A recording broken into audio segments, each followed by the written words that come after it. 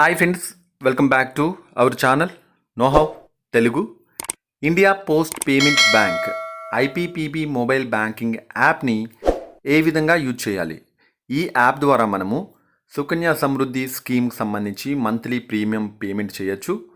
PLI postal life insurance నెలవారీ premium కూడా చాలా ఈజీగా పేమెంట్ చేయొచ్చు ఏ యాప్ నుంచే. అదేవిధంగా మనీ ట్రాన్స్ఫర్స్ కూడా చేయవచ్చు అనమాట.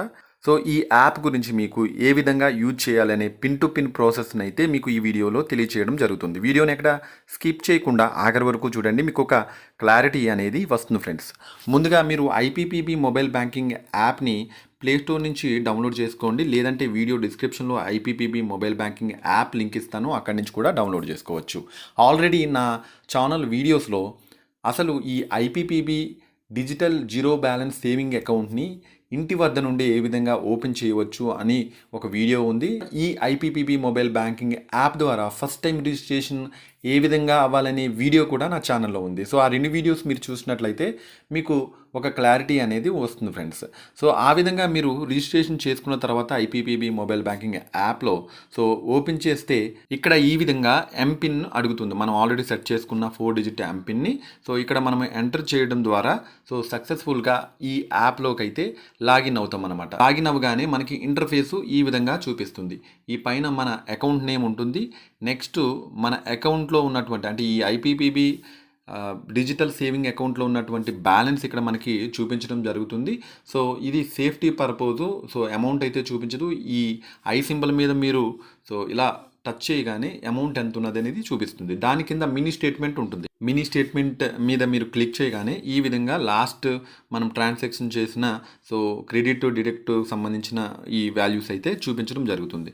ఇక్కడ ఈ పాస్బుక్ మీద క్లిక్ చేస్తే మీరు సో సెట్ అండ్ డేట్ రేంజ్లో కూడా మీరు ఈ స్టేట్మెంట్స్కి సంబంధించి పీడిఎఫ్ని డౌన్లోడ్ చేసుకోవచ్చు అనమాట. ఈ పాస్బుక్ పై క్లిక్ చేస్తే లాస్ట్ 30 డేస్కా 60 డేస్కా 90 డేస్కా సో సెలెక్ట్ చేసుకున్న తర్వాత ఇక్కడ ఈ డౌన్లోడ్ ఆప్షన్ ఉంది కదా, సో ఈ డౌన్లోడ్పై క్లిక్ చేస్తే నెక్స్ట్ పీడిఎఫ్లో డౌన్లోడ్ కావాలా ఎక్స్ఎల్ఎస్ కావాలని అడుగుతుంది. సో పీడిఎఫ్ సెలెక్ట్ చేసుకుంటాం, సక్సెస్ఫుల్గా అలా డౌన్లోడ్ చేసుకుంటాం అనమాట. లేదు ఇక్కడ డేట్ రేంజ్ని బట్టి కూడా మనం డౌన్లోడ్ చేసుకోవచ్చు.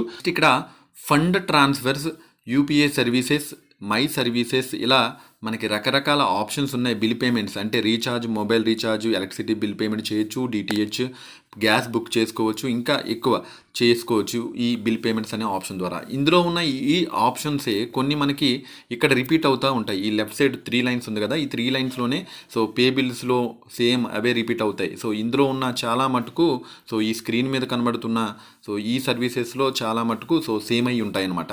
సో మీకు ఈ ఆప్షన్స్ గురించి తెలియజేస్తాను. ఫండ్ ట్రాన్స్ఫర్ ఫస్ట్ ఏంటి అంటే ఫండ్ ట్రాన్స్ఫర్స్ మనము ఒకరి నుంచి ఒకరికి అమౌంట్ పంపాలి అంటే విత్ ఇన్ ఐపీపీబీ అంటే ఎవరికైతే మళ్ళీ సో ఈ ఐపీపీబీ అకౌంట్ ఉంటుందో వాళ్ళకి మనం అమౌంట్ పంపుకోవచ్చు. ఇక్కడ సెండ్ న్యూ బెనిఫిషియరీ అంటాం. లేదు వాళ్ళ కాంటాక్ట్ మన కాంటాక్ట్స్లో సేవ్ అయ్యి ఉంటే కనుక ఇక్కడ సెర్చ్ చేసేయచ్చు. డైరెక్ట్ సెండ్ న్యూ బెనిఫిషరీపై క్లిక్ చేస్తే ఇక్కడ 3 రకాలుగా వాళ్ళకి అమౌంట్ పంపాలనుకుంటే పంపొచ్చు అనమాట. ఒకటి వాళ్ళ అకౌంట్ నెంబర్, ఏదైనా అకౌంట్ నెంబర్ వాళ్ళది ఆంధ్ర బ్యాంక్ కానీ స్టేట్ బ్యాంక్ కానీ ఐపీపీబీ అకౌంట్ అయితే కనుక ఈ 3 ఆప్షన్ ద్వారా మనం ఎంటర్ చేస్తాం. వాళ్ళ account number, customer ID enter చేయడం ద్వారా. ఇక్కడైతే వాళ్ళది అకౌంట్ నెంబరు ఐఎఫ్ఎస్సి కోడ్, ఇక్కడ మొబైల్ నెంబరు ఎంఎంఐడి. సో ఈ విధంగా మనము వాళ్ళ డీటెయిల్స్ చూడండి ఎంటర్ చేయడం ద్వారా వాళ్ళ బెనిఫిషరీ అనేది మనం యాడ్ చేసుకున్న తర్వాత అమౌంట్ అనేది సక్సెస్ఫుల్గా పంపుకోవచ్చు అనమాట. అదర్ బ్యాంక్స్ ఆల్రెడీ ఇందులో వచ్చిందే. So account number IFSC code ద్వారా యాడ్ చేయడం ద్వారా మనం అమౌంట్ పంపుతాం. సో అదే ఉంటుంది. అలాగే మోర్లో కూడా సో మోర్ మీద మీరు క్లిక్ చేసినట్లయితే ఇక్కడ ఫండ్ ట్రాన్స్ఫర్ అని చెప్పేసి మనకి ఇక్కడ చూపిస్తుంది. ఫండ్ ట్రాన్స్ఫర్ అంటే సేమ్ మనము ఇంతకుముందు ఏదైతే అనుకున్నామో సెండ్ న్యూ బెనిఫిషరీ ఆప్షన్స్ వస్తాయి. Scan and pay, merchant payments చేస్తాం కదా, క్యూఆర్ కోడ్ స్కాన్ చేసి పేమెంట్ అదనమాట. సో ఈ ఆప్షన్లోకి వెళ్ళగానే మనం క్యూఆర్ కోడ్ స్కాన్ చేయడానికి ఆప్షన్ ఈ విధంగా వస్తుంది. నెక్స్ట్ ట్రాన్స్ఫర్ యూజింగ్ యూపీఐ, మనము అకౌంట్ నెంబరు యాడ్ చేయకుండానే ఐఎఫ్ఎస్సి కోడ్ యాడ్ చేయకుండానే యూపీఐ అడ్రస్ని యాడ్ చేయడం ద్వారా సో @YBL @Paytm అని చెప్పేసి యూపీఐ అడ్రస్ ఉంటాయి. వాటికి ఈ ఆప్షన్ ద్వారా మనము పంపుకోవచ్చు అనమాట. దాని గురించి ఇక్కడ లొకేషన్ కూడా ఆన్ చేయాలి. సో లొకేషన్ ఆన్ చేసి ట్రాన్స్ఫర్ యూజింగ్ యూపీఐ ఆప్షన్ మనం ఈ విధంగా ఎనేబుల్ చేసుకోవచ్చు. ఎనేబుల్ చేసుకొని ఇక్కడ భీమ్ యూపీఐ ఐడి ఉంది కదా, ఆర్ అకౌంట్ మళ్ళీ same account IFSC code enter చేయడం యాడ్ చేయడం ద్వారా వాళ్ళకి అమౌంట్ పంపుకుంటే మళ్ళీ ఇది సెలెక్ట్ చేసుకుంటాం. సో ఉన్న ఆప్షనే మళ్ళీ ఇంకొక ఆప్షన్స్ ఇలా మనకు చూపించడం జరుగుతుంది అనమాట. లేదు యూపీఐ ద్వారా అంటే భీమ్ యూపీఐ ఐడి ఇలా సెలెక్ట్ చేసుకొని ఇక్కడ యూపీఐ ఐడి ఇస్తాం. @YBL అని ఉంటుంది. సమ్ మొబైల్ నెంబర్ ఉండి @YBL, సమ్ మొబైల్ నెంబర్ ఉండి @Paytm, అదే యూపీఐ ఐడి అనమాట. ఆ విధంగా మనము అమౌంట్ అనేది పంపుకోవచ్చు. సో చూడండి, ఇక్కడ నా భీమ్ యూపీఐ ఐడి ఇచ్చాను. సో అకౌంట్ నెంబర్ అది ఏమీ యాడ్ చేయలేదు, జస్ట్ ఇదే భీమ్ యూపీఐ ఐడి అనమాట. వెరిఫై మీద క్లిక్ చేయగానే నాకు ఇలా గ్రీన్ కలర్లో చూపిస్తుంది చూడండి, టిక్ మార్క్ వచ్చిందా. సో ఇదే నా యూపీఐ ఐడి అనమాట. సక్సెస్ఫుల్గా నేను ఇప్పుడు అమౌంట్ అనేది పంపేసుకోవచ్చు. ట్రాన్స్ఫర్ యూజింగ్ యూపీఐ అంటే అదే అనమాట. సో భీమ్ యూపీఐ ఐడి ఎంటర్ చేసి పంపుకుంటాం అమౌంట్. స్టాండింగ్ ఇన్స్ట్రక్షన్స్ అంటే మీరు నెలవారీ ఖచ్చితంగా పలానా డేట్కి అమౌంట్ కట్టాలని అనుకుంటే స్టాండింగ్ ఇన్స్ట్రక్షన్స్ కూడా ఇవ్వచ్చు. అలానే మేనేజ్ బెనిఫిషరీ, ఆల్రెడీ యాడ్ చేసిన బెనిఫిషరీ డీటెయిల్స్ ఉంటాయి కదా, అకౌంట్ నెంబర్ ఐఎఫ్ఎస్సి కోడ్ ద్వారా మనము ఎవరినైనా యాడ్ చేసినప్పుడు వాళ్ళని ఎడిట్ చేసుకోవాలంటే ఈ మేనేజ్ బెనిఫిషరీ ఆప్షన్ ద్వారా add new beneficiary or view బెనిఫిషరీలోకి వెళ్ళి ఎడిట్ చేసుకుంటాం అనమాట. Next POSB sweep in, POSB sweep out, post office saving bank ఉండి దాన్ని ఇక్కడ మనం యాడ్ చేసుకోవచ్చు అనమాట. దానికి సంబంధించిన sweep in sweep out. So your account is not linked with POSB, kindly reach your branch agent to have a services. So మీకు post office saving account already ఉంటే కనుక ఈ ఐపీపీబీ అకౌంట్కి అది మనం యాడ్ చేసుకోవాలి బ్రాంచ్ విజిట్ చేసి. So మనకి యాడ్ అయ్యి లేదు కాబట్టి మనకు ఆ విధంగా చూపిస్తుంది. యూపీఐ సర్వీసెస్లో సెండ్ మనీ, ఈ request money, show my QR, approve to pay. So same as, so పైన మనము ఫండ్ ట్రాన్స్ఫర్స్లో ఏదైతే మనం చూసామో అదే వస్తుంది. సెండ్ మనీలోకి వెళ్ళినా సేమ్ యూపీఐ ఐడి ఎంటర్ చేసాం కదా, ఆ ఆప్షన్సే వస్తాయి. నెక్స్ట్ రిక్వెస్ట్ మనీ, ఎవరి నుంచైనా మనకి అమౌంట్ కావాలని అనుకుంటే వాళ్ళకి కూడా మనము అమౌంట్ రిక్వెస్ట్ పంపుకోవచ్చు. ఇలా భీమ్ యూపీఐ ఐడి ఎంటర్ చేసి వాళ్ళకి మనం లింక్ అనేది పంపుకుంటే ఆ లింక్ మీద వారు క్లిక్ చేసి మనకి అమౌంట్ అనేది పంపడం జరుగుతుందన్నమాట. ఏవైతే మంచి మంచి ఆప్షన్స్ ఉన్నాయో వాటికి సంబంధించిన డీటెయిల్డ్ వీడియోస్ అయితే నేను నా నెక్స్ట్ వీడియోస్లో చేస్తాను.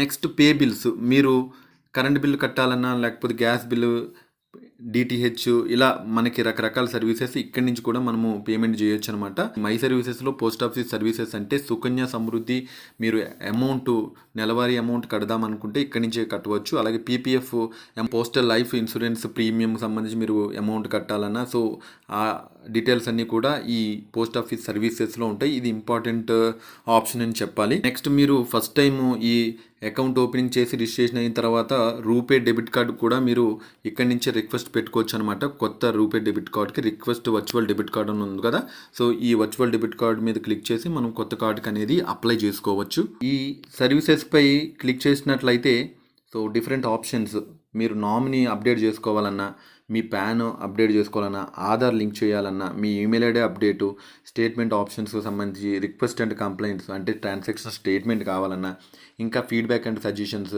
ఇలా మనకి డిఫరెంట్ ఆప్షన్స్ ఈ సర్వీస్ రిక్వెస్ట్లో ఉంటున్నాయి అన్నమాట.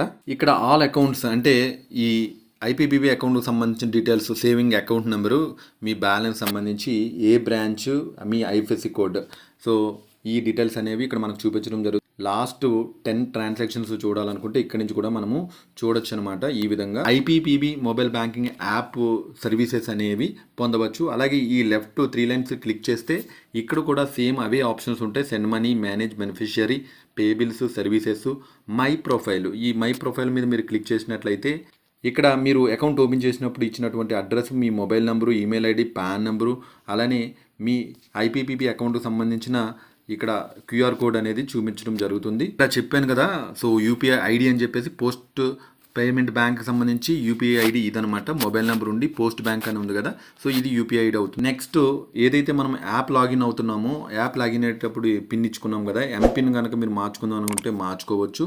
ఇక్కడ ఛార్జెస్ ఏంటంటే సో అకౌంట్ ట్రాన్స్ఫర్కి ఇంకా ఎట్సెట్రా సర్వీసెస్కి ఛార్జెస్ ఎంత అనేది మనము ఇక్కడ చూసుకోవచ్చు అనమాట. ఇక ఫైనల్గా మీరు యాప్ లాగౌట్ అవ్వాలంటే ఈ 3 లైన్స్ మీద క్లిక్ చేసి లాగౌట్ మీద సో క్లిక్ చేయడం ద్వారా యాప్ లాగిన్ ఇలా మనకి రియల్లీ వాంట్ టు లాగౌట్ అని సో అడుగుతుంది. ఓకే క్లిక్ చేయగానే యాప్ లాగౌట్ అయితే మనం సక్సెస్ఫుల్గా ఈ విధంగా అవుతామన్నమాట. సో ఈ India post payments bank mobile banking యాప్ని ఏ విధంగా యూజ్ చేయాలి చాలా సులువుగా అనే ప్రాసెస్ అయితే. సో మీకు వీడియో నచ్చితే లైక్ చేయండి, మీ ఫ్రెండ్స్తో ఈ వీడియోని షేర్ చేయండి. మా ఛానల్ని ఇప్పటివరకు సబ్స్క్రైబ్ చేసుకున్నట్లయితే please subscribe my channel. Thank you for watching.